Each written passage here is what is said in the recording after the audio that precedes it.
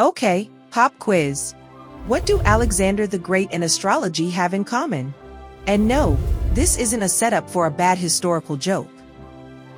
Here's a guy who, by age 20, was already king. By 30 he carved out the largest empire the world had ever seen. Macedonia to Egypt, Babylon to India. The man conquered most of the known world. But here's the twist that history class probably skipped. Along with swords and strategy, Alexander's soldiers carried ideas, and one of those ideas would become the foundation of something we still use today, Hellenistic astrology. When Alexander stormed across the Achaemenid Empire in 336 BC, he didn't just conquer cities, he connected civilizations. And when his troops marched home, they brought back a mixtape of cultural knowledge. Babylonian star omens, Egyptian sky lore, Persian mysticism, all to be remixed with a dose of Greek logic and math. What happened next was, well, cosmic. Alexander died in June 323 BC in Babylon. Rumor has it the local astrologers, probably the Umanu, warned him it was coming. Was it poison? Fate? Hubris? Who knows? But that's not our focus today. What is important is what came after, a whole new worldview. A cultural fusion so potent that it gave birth to the fourfold structure of astrology that we still use, more or less, 2,000 years later. So, here's the real question. How do you rationalize fate using geometry, elemental theory, and star patterns? What happens when Greek philosophy meets Babylonian precision under the glow of the Egyptian sky? That's what we're here to unpack. Welcome to episode 2 of History of Astrology. I'm Nora, your guide through the cosmos, where we don't just talk about signs and planets. We time travel through the eras that shaped the art of astrology. Ready to decode the cosmos? Let's get into it.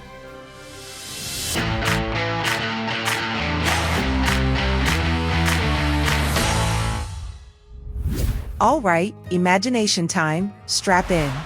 We're heading to Alexandria, Egypt in 30 AD. Okay, full disclosure, no actual time machine. But who needs one when you've got curiosity and a decent historical imagination, right? Personally, I think books are the best kind of time machine anyway. Now, quick question. What do you get when you mix Babylonian star magic, Egyptian sky lore, Greek logic, Persian mysticism, and a dash of Jewish cosmology? All in one city.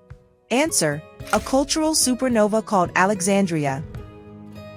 After Alexander the Great did his whole conquer everything tour, he left behind a string of cities he very humbly named after himself. Alexandria in Egypt was one of them. But it didn't really pop off until after his death, when his generals started dividing up his empire like kids fighting over the last slice of cosmic pizza. One of those generals, Ptolemy, took Egypt. He kicked off a dynasty that ruled until Cleopatra's very dramatic exit in 30 BC. And Alexandria? It exploded, intellectually, culturally, and yes, astrologically. It was the place to be. A multilingual, multicultural mega-hub on the Mediterranean. Think of it like the Silicon Valley of the ancient world. If Silicon Valley had better architecture and way more scrolls. You've heard of the Library of Alexandria, right? It was there for a reason. This city was a magnet for thinkers, dreamers, rebels, mystics, mathematicians, and most relevant to us, astrologers. This is where heavyweights like Vedius, Valens, and Ptolemy, the stargazer, not the ruler, were doing their thing. Writing, calculating, structuring the stars into something we'd eventually recognize as astrology. But why here? Why Alexandria, instead of Babylon or Athens or somewhere else entirely? To answer that, we need to dig into the wild, weird, and wonderful mix of cultures that collided here to birth a whole new way of reading the cosmos. Welcome to the birthplace of Hellenistic astrology. Let's get one thing straight, the Babylonians started it. Astrology, that is. They were the OGs of celestial observation. But Alexandria is where astrology got a makeover, thanks to a multicultural blend of minds, myths, and math. So, here's the question. What happens when you throw Egyptians, Greeks, and Jews into one bustling city filled with scrolls, scholars, and skywatchers? You get something revolutionary: Hellenistic astrology. Let's break it down. First up, the Babylonians. Their astrology came west through translated omen texts, basically early cosmic spreadsheets, and through astrologers who traveled across the Hellenistic world. One big name? Berossus. He supposedly founded an astrology school on the island of Kos, which conveniently was under Ptolemaic rule at the time. Yeah, Babylonian knowledge was going global. But the Egyptians weren't exactly passive in this exchange. They had their own system based on 36 star groups called decans, which were crucial for timekeeping rituals. Later, these decans got mapped onto the 360-degree circle we know today, becoming the foundation of the house system. And then you've got the Jews, who had been introduced to Babylonian star wisdom during their captivity in Babylon. So, by the time they were in Alexandria, they weren't new to the game, they were bringing deep cosmic context with them. The Greeks? Oh, they brought the structure, logic, math. The whole idea of a universe governed by rational principles. They didn't just want to read omens, they wanted to understand them, to systematize the skies. But who were the first actual Hellenistic astrologers? The big names like Valens, Manilius, and Dorotheus show up in the 1st century AD. But they were standing on the shoulders of legends. I'm talking about figures who sit somewhere between myth and manuscript, like Hermes Trismegistus, the mystical mashup of Greek Hermes and Egyptian Thoth. He's credited with the Corpus Hermeticum, which shaped Hermetic philosophy and discussed astrology in a big way, planetary rulerships over everything from body parts to weather patterns. There's also Neshepso and Ptosiris, Egyptian pharaoh priests with major street cred in early astrological texts. And don't forget Abraham. Yes, that Abraham. Plus Zoroaster, the Persian prophet. All of them contributed to the melting pot of cosmic thought that made Alexandria the cradle of a new kind of astrology, one that was symbolic, mathematical, mystical, and entirely human. See what I mean? This wasn't just fusion, it was evolution.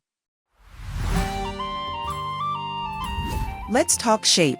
While Alexandria brought the ingredients, it was the Greeks who gave astrology its geometry. At first, the Greeks didn't have a particularly deep relationship with the stars. They used them like a cosmic calendar, great for planting crops or sailing ships. Planet names? Functional. Constellations? Sparse. They identified just a few in the northern sky. But then something changed. They came into contact with Mesopotamian and Persian religions, and suddenly, they were all in.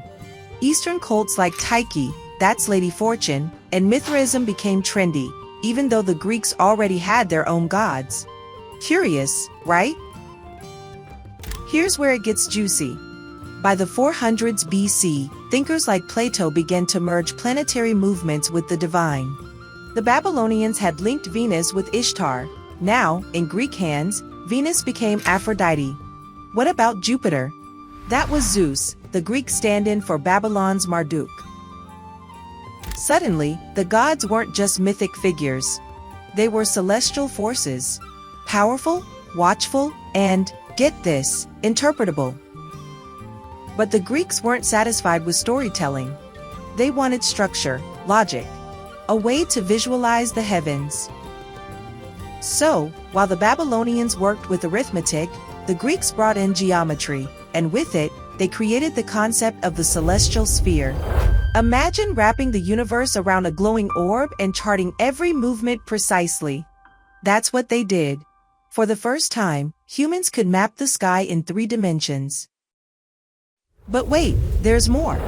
While the mathematicians figured out the what, planetary paths, angles, rising signs, the philosophers asked the why. Aristotle said, hey, if stars move with that much consistency, maybe they're not just lights in the sky, maybe they're divine intelligences. And Plato? He introduced the idea of a demiurge, a cosmic mind that set everything in motion with purpose and precision. The Greeks called this connection between celestial patterns and earthly events cosmic sympathy. We still echo that idea today with the phrase, as above, so below. It wasn't just a metaphor. It was their model of the universe. Pretty elegant for 2,300 years ago, right? By the 2nd century AD, astrology had evolved into something beautifully structured. It wasn't just a grab bag of omens anymore, it was a rational, universal framework that astrologers across the Hellenistic world could actually agree on. So, what was this system?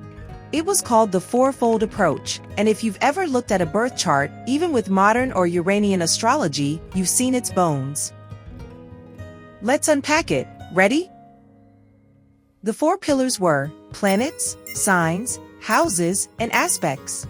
Simple, right? But the way they fit together is genius. Start with the 12-sign zodiac, straight from Babylon. But now, each planet gets its own territory, its rulership. For example, Mars rules Aries and Scorpio. Venus rules Libra and Taurus. Then come the aspects, the geometric angles between planets. Sextiles and trines were considered easy energy, harmonious. Squares and oppositions, however, were more like friction. But friction creates sparks, right? Next up, the houses. 12 divisions of earthly life: identity, relationships, career, death, dreams, and more. And get this, they used whole sign houses, which means if Aries is rising, the entire sign of Aries is the first house, Taurus is the second, and so on. Clean, elegant, and logical. But did the Greeks stop there? Of course not. They were obsessed with classification. So they gave planets labels, benefic or malefic, male or female, nocturnal or diurnal. They assigned elements, earth, air, fire, water, across the signs, creating the triplicities. And they added qualities to the planets, hot, cold, dry, moist, to explain how they acted in the world and even in medical astrology. Yep, astrology was used as a diagnostic tool.